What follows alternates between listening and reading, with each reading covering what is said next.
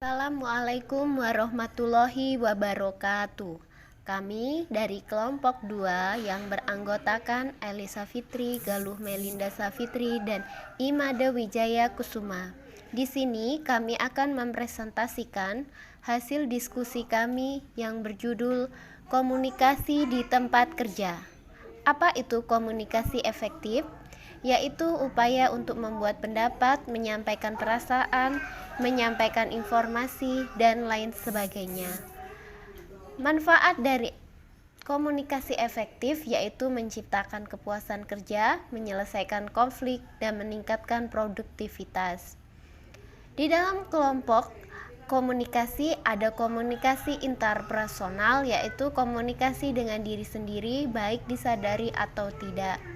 Lalu ada komunikasi interpersonal, yaitu di mana komunikasi antar orang-orang secara tatap muka yang memungkinkan setiap pesertanya menangkap langsung reaksi orang lain.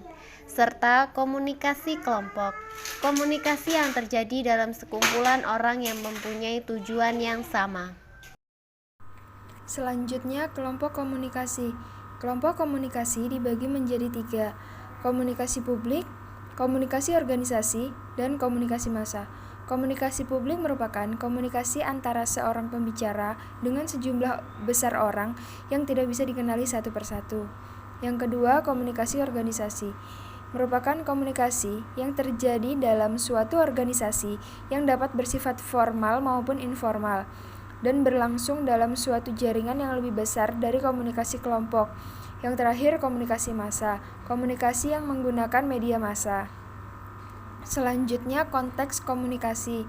Ada 4. Yang pertama, aspek bersifat fisik, seperti iklim, cuaca, suhu udara, bentuk ruangan, warna dinding, penataan tempat duduk, jumlah peserta komunikasi, dan alat yang tersedia untuk menyampaikan pesan.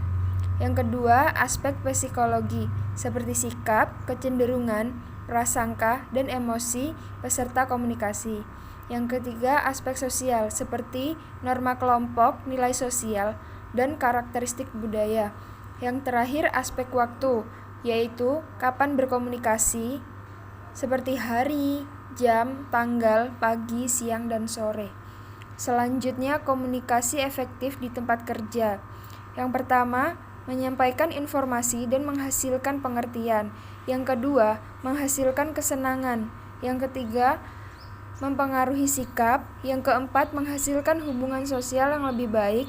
Dan yang terakhir, menghasilkan tindakan nyata.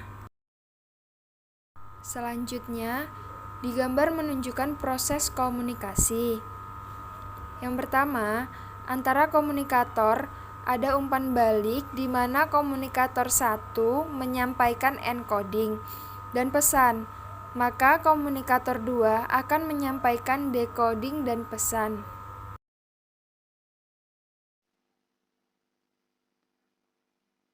Baiklah, selanjutnya teknik komunikasi yang efektif. 1. Mendengar dengan aktif, terampil dalam berbicara. Nomor 3, gaya bicara yang tepat. Nomor 4, berpenampilan menarik atau pakaian rapi, sopan, dan bersih. Nomor 5, pandangan fokus.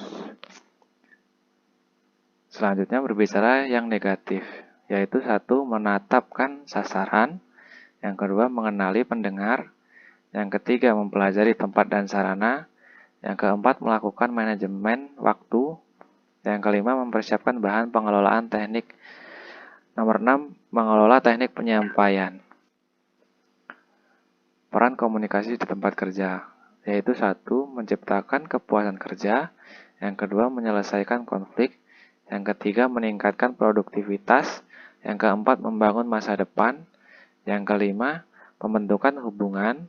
Yang keenam, pemanfaatan sumber daya. Itulah presentasi dari kami. Apabila ada kesalahan atau salah kata, kami mohon maaf. Kami akhiri. Wassalamualaikum warahmatullahi wabarakatuh.